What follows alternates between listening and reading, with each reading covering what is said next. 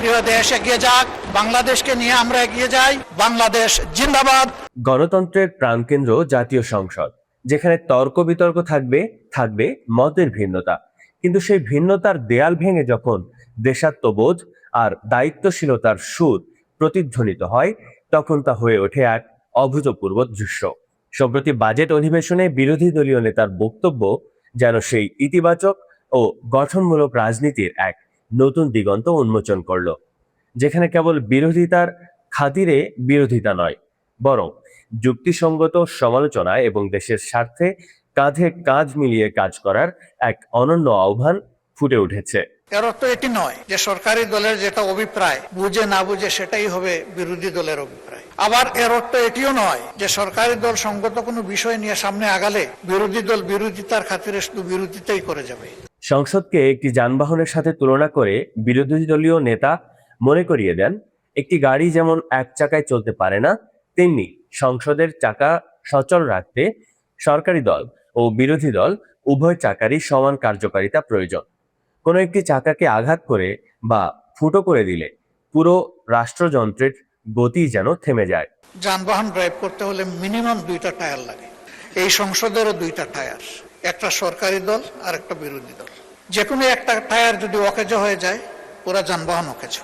সুতরাং আমরা সবাই খেয়াল রাখবো এই টায়ার 2টি যাতে সচল থাকে। অতীতের রাজনৈতিক কাদা ছড়াছড়ি এবং চরিত্র হননের সংস্কৃতি থেকে বের হয়ে আসার এই আহ্বান সংসদ কক্ষে উপস্থিত প্রধানমন্ত্রী সহ সরকারি দলের সদস্যদের মাঝেও ব্যাপক ইতিবাচক সাড়া ফেলে, যার প্রমাণ মেলে সবার সম্মিলিত টেবিল চাপড়ানোর করতালিতে।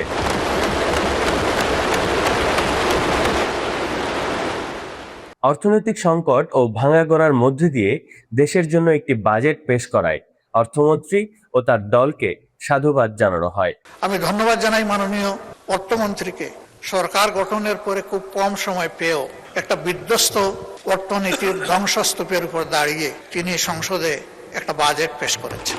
তিনি তার জ্ঞান মতো এই বাজেটকে সর্বোচ্চ চূড়ায় নিয়ে যাওয়ার, সুন্দর করার তিনি চেষ্টা করেছেন। তবে বিরোধী দলের ভূমিকা যে কেবল ভুল ধরা নয়, বরং একটি ওয়াচডগ বা প্রহরী হিসেবে জনগণের ট্যাক্সের টাকার সঠিক ব্যবহার নিশ্চিত করা, তা অত্যন্ত স্পষ্টভাবে ফুটিয়ে তোলা হয় তার বক্তব্যে।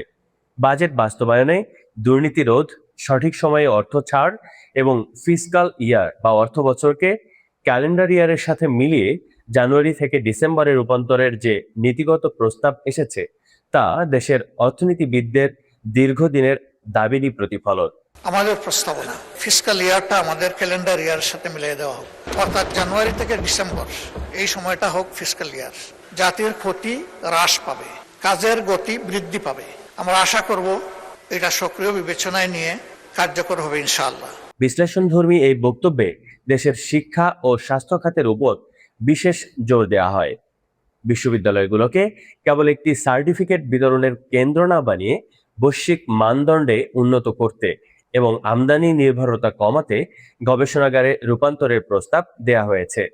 একই সাথে কওমি মাদ্রাসার মতো বিশাল একটি জনগোষ্ঠীকে মূলধারার বাজেটে অন্তর্ভুক্ত করা এবং পাহাড়ি অনগ্রসর অঞ্চলের মানুষের শিক্ষা ও স্বাস্থ্যের অধিকার নিশ্চিত করে স্থায়ী শান্তি ফিরিয়ে আনার প্রস্তাবটি ছিল অত্যন্ত দূরদর্শী। তাদের একটা অংশ পাহাড় অঞ্চলে বসবাস করে, যুগাযুগে স্বাস্থ্য সেবায়, শিক্ষায়, এই 3টা মৌলিক বিষয়ে তারা অনেক পিছিয়ে। তাদেরকে আস্থায় আনতে হবে, ন্যায্যতার ভিত্তিতে তাদের প্রাপ্য তাদের হাতে তুলে দিতে হবে। যদি এইভাবে তাদেরকে আমরা মূল ধারায় ফিরিয়ে আনতে পারি, আমরা আশা করি সেখানে দেশপ্রেমিক সেনাবাহিনীর আর কোনো সদস্যকে নিহত হতে হবে না। তারা তখন বিশ্বাস করতে শুরু করবে যে এই দেশ আমাদের সকলের, এই দেশকে বাঁচানোর দায়িত্ব, এগিয়ে নেওয়ার দায়িত্ব আমাদের সকলের। বিদেশে অর্থ পাচারকারীদের বিরুদ্ধে কঠোর আইনি ব্যবস্থা নেওয়া এবং পাচার হওয়া অর্থ দেশে ফিরিয়ে এনে বাজেট ঘাটতি পূরণের তাগিদ দেওয়া হয়। পাশাপাশি দেশের অর্থনীতির মূল চালিকা শক্তি প্রবাসীদের সুরক্ষায় এবং মালয়েশিয়া সহ বিভিন্ন দেশের শ্রমবাজারের মধ্যস্বত্বভোগী সিন্ডিকেট ভেঙে ফেলার জন্য কঠোর পদক্ষেপের আহ্বান জানানো হয়। মালয়েশিয়া একটা গুড হাব, যেখানে আমাদের প্রায় 20 লক্ষ লোক থাকে। নুরুদ্দিন আমিন সে একটা কোম্পানি করে একটা সিন্ডিকেশনের মাধ্যমে 85,000-এ যেখানে একজন শ্রমিক ভাই যাওয়ার কথা, সেখানে তার কাছ থেকে নেওয়া হয়েছে 6 লক্ষ 7 লক্ষ টাকা। আমি এই গণতান্ত্রিক সরকারকে অনুরোধ করব, হাত দেন, ভেঙে দেন সিন্ডিকেট। যারা জেলের ভিতরে আছে তাদেরকে মুক্ত করার জন্য আমাদের মাননীয় প্রধানমন্ত্রী তার সফরে কথা বলেছেন। ধন্যবাদ।